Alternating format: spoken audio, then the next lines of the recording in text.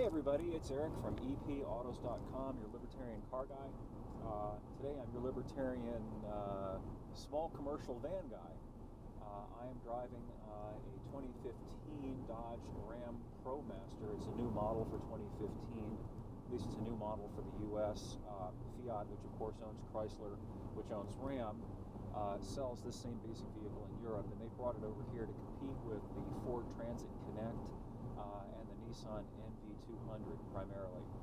These are interesting little vehicles, and in my opinion, probably the only guy who said this so far, so maybe I'm clever or maybe I'm just dumb, but I see these as the true successors to the original first generation of minivans that came out in the early mid-1980s back when I was in college.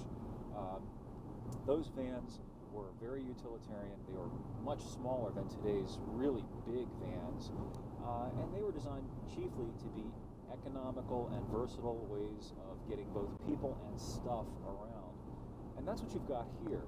These, unlike most commercial trucks, are built on a car-type platform, which means they're front-wheel drive. They also come only with four-cylinder engines. None of them offer V6s. And the engines are, modestly powerful. They're just designed to get you from A to B. These are not hot rods. But you can do a lot of stuff with these things. I'm going to pan the camera around hopefully here, and you can see the back.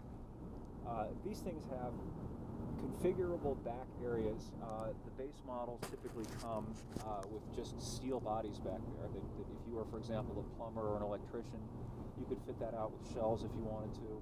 Use that for your business. A vehicle like this gets almost 30 miles per gallon on the highway, according to the EPA, which is exceptionally good if you compare it to something like a traditional van that's built on a truck platform that has a V8 engine and rear axle and all that stuff that weighs easily 1,000 to 1,500 pounds more than something like this does. Now, granted, you can't pull a lot of stuff with this, though this does have a 2,000-pound max tow rating, which is actually better than the Ford Transit Connects. Or no, excuse me, it's the same as the Ford Transit Connects, and it's much better than the Nissan NVs. The Nissan NV isn't rated to pull anything at all, actually, and it has an even smaller and weaker engine than this thing does. You can put almost 2,000 pounds of stuff in the back cargo area too, more than the Ford, a lot more than the Nissan NV. What chiefly defines this thing, though, if you look around, you probably can't tell from this vantage point, but it's got this really tall box profile. They all have that, but what the Ram's got that the others don't is a wider body, and it's also lower to the ground, significantly so. So it being lower to the ground really helps to counteract what would otherwise probably be a very top-heavy and unsteady feeling vehicle. Now, I like the Transit Connect and the NV, particularly because the NV is so cheap. It's about $3,000 less than both this model and the Ford.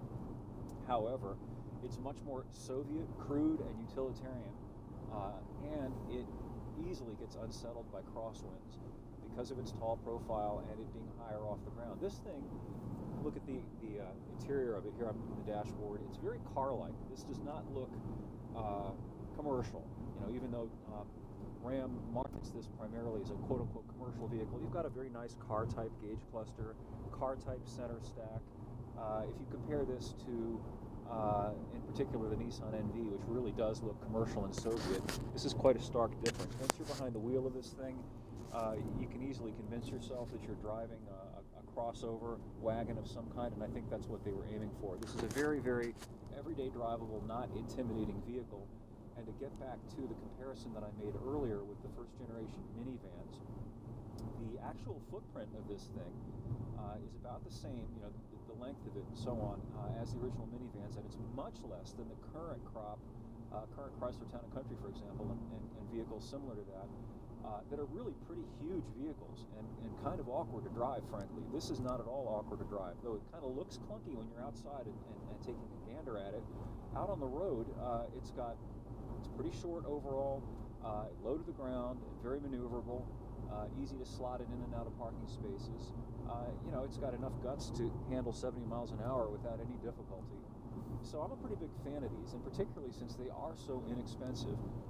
The Nissan NV is the least expensive. It starts out just over $20,000. This starts around $23,000. I have to go back. It's on the website where the review is going to be posted. but they're very, very affordable, especially relative to the minivans. The Chrysler Town & Country, for example, currently starts at nearly $30,000.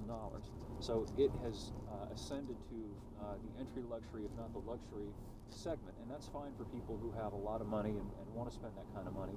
But you could get something like this, and you can outfit it with the optional second row. The Ford Transit actually offers a third row. You could set it up in the back to haul kids and their stuff. It's perfect for that. So I'm a big fan of these things. I really like them a lot. Anyway, the full review is up at epautos.com. Please stop by, take a look, give us your thoughts, let us know what you think, and we will catch up with you next time. Thank you very much for reviewing.